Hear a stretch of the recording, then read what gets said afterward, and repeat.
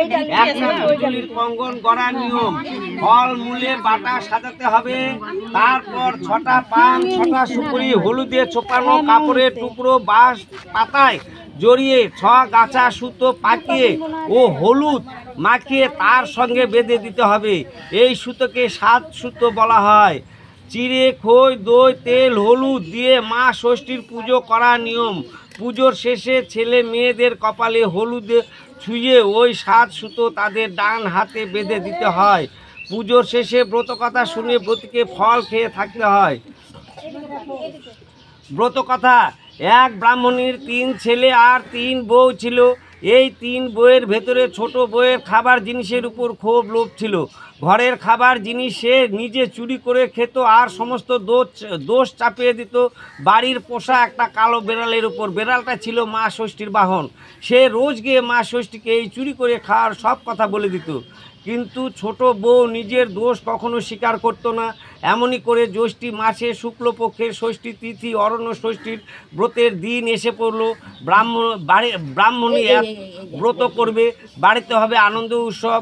ব্রাহ্মণী পুজোর জন্য নিজের হাতে পায়েস, মিষ্টি, ক্ষীর, নাড়ু তৈরি করলো এবং ছোট বউকে বলল, বৌমা আমি চানটা সেরে আসি, তুমি ততক্ষণ এইখানে বসো, দেখো যেন বেড়ালটা কোনো জিনিসে মুখ না দেয়। ব্রাহ্মণী চলে গেল স্নান করতে। এদিকে এই সব ভালো ভালো খাবার দেখে ছোট বউ আর লোভ সামলাতে পারলো না। মিষ্টি, ক্ষীর, পায়েস, দই যা পারলো তাড়াতাড়ি খেয়ে নিল আর একটু দই নিয়ে বিড়ালটার মুখে মাখিয়ে দিল।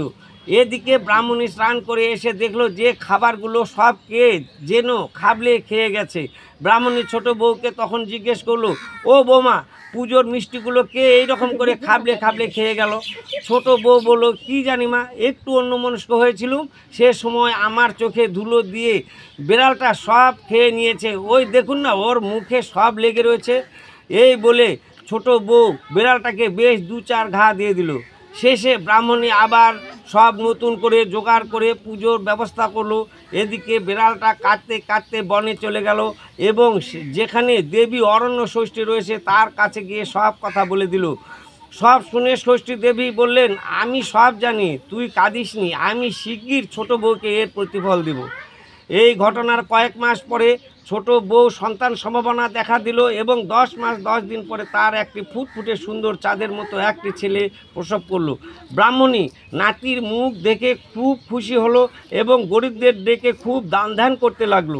এদিকে ছোট বউ তার ছেলেকে কোলের কাছে নিয়ে রাত্রিরে নিশ্চিন্ত হয়ে শুলো। কিন্তু হায়, সকালবেলা ঘুম ভাঙতে দেখলো ছেলে তার কাছে নেই। শাশুড়ি ও বউয়ের খুব ভাবনা হলো। তারা বেশ কয়েকজন লোক চারিদিকে খোঁজাখুঁজি করতে লাগলো, কিন্তু ছেলেকে কোথাও পাওয়া গেল না। এই রকম করে ছোট বউয়ের পরপর 7টি ছেলে আর 1টি মেয়ে হলো, কিন্তু সব কটি হারিয়ে গেল। রাত্রে ছোট বউ ছেলে নিয়ে শুতো আর সকাল হলেই ছেলে মেয়েদের পাওয়া যেত না। তখন পাড়ার সকলে বলতে লাগলো যে ছোট বউ মানুষ নয়, নিশ্চয়ই রাক্ষসী, ছেলেগুলোকে সে নিশ্চয় খেয়ে ফেলে। এই বউকে কিছুতেই বাড়িতে রাখা উচিত নয়, ওকে এক্ষুনি বাড়ি থেকে তাড়িয়ে দেওয়া উচিত। পাড়ার লোকের সব কথাই ছোট বউয়ের কানে গেল। সে আর সহ্য করতে পারল না, নিজেই বাড়ি ছেড়ে বনে চলে গেল। সে বনে গিয়ে কেঁদে কেঁদে বলতে লাগলো, আমার এ কি হলো মা ষষ্ঠী, তুমি আমায় 7টি ছেলে আর 1টি মেয়ে দিয়ে ও সব কেড়ে নিলে কেন মা? আমাকেও তুমি নিয়ে নাও, আমি একদিনও আর বাঁচতে চাই না। ছোট বউকে এইভাবে আক্ষেপ করতে দেখে মা অরণ্য ষষ্ঠীর দয়া হলো। তখন তিনি এক বুড়ির রূপ ধরে তার কাছে এলেন। তিনি তাকে বললেন, এই বন বাজারে তুমি একলা বসে কাঁদছো কেন মা? ছোট বউ তখন সমস্ত ঘটনা মা ষষ্ঠীকে খুলে বলল। মা ষষ্ঠী তখন বললেন, ওরে বেটি, আসল কথাগুলো সব লুকিয়ে রাখলি কেন? তুই যে লুকিয়ে লুকিয়ে মাছ, দুধ, পুজোর মিষ্টি সব নিজে খেয়ে ফেলে শাশুড়ির কাছে কালো বেড়ালটার নামে দোষ দিতিস, তাতে তোর লজ্জা হতো না? সেই কারণেই আজ এই তোর দুর্দশা। তখন ছোট বউ বুড়ির পায়ের উপরে আছড়ে পড়ে কাঁদতে কাঁদতে বলতে লাগলো, তুমি কে মা? কেমন করে আমার সব কথা জানলে? আমায় দয়া করো, তা না হলে আমি তোমার পা ছাড়ব না। মা অরণ্য ষষ্ঠী বললেন। ছোট বউয়ের কাতরতা দেখে বললেন, বাছা, আমি মা ষষ্ঠী, পৃথিবীর লোক যা করে আমি সব জানতে পারি। ছোট বউ তখন আবার কেঁদে বলতে লাগলো, মা আমি খুবই অন্যায় করেছি, আমার পাপের শেষ নাই।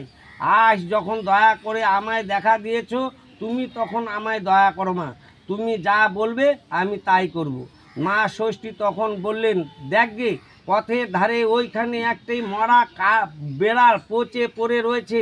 যদি এক হাঁড়ি দই বেড়ালটার গায়ে ওই বেড়ালটার গায়ে দিয়ে সেই দই জিভ দিয়ে চেটে ফের হাঁড়িতে তুলতে পারো, তবে তোমার সব ছেলে মেয়েদের আবার ফিরে পাবে।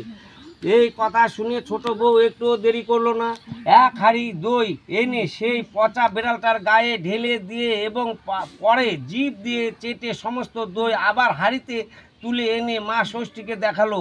মা ষষ্ঠীও ছোট বউয়ের ছেলে মেয়েদের নিয়ে আগে থেকেই দাঁড়িয়েছিলেন। তিনি ছেলে মেয়েদের ছোট বউকে দিয়ে বললেন, এই নাও তোমার ছেলে মেয়ে, এই অমৃত দই দিয়ে সকলের কপালে ফোঁটা দাও, আর এদের নিয়ে আনন্দে ঘুরে সুখে ঘরকন্যা করো। আর কখনো পুজোর জিনিস লুকিয়ে খেয়ে আমার বাহনের নামে দোষ দিও না। ছেলে মেয়েদের দূর হ বা মরে যা কখনো বলো না। অন্য কাউকে যদি বলতে শোনো তো তখন মা ষষ্ঠীর দাস ও ষাট ষাট বলবে। এই সব কথা বলে মা অরণ্য ষষ্ঠী অদৃশ্য হয়ে গেলেন। ছোট বউ তখন তার 7 ছেলে ও আর এক মেয়েকে নিয়ে শ্বশুর বাড়িতে ফিরে এসে তার শাশুড়িকে প্রণাম করলো। শেষে ষষ্ঠী দেবী সব কথা শাশুড়িকে জানালো। ব্রাহ্মণী সব শুনে একেবারে অবাক হয়ে গেল। এখন নাতি নাতনির পেয়ে তার খুব আনন্দ হলো। ব্রাহ্মণী অল্প দিনের মধ্যে নাতি নাতনির বিয়ে দিল।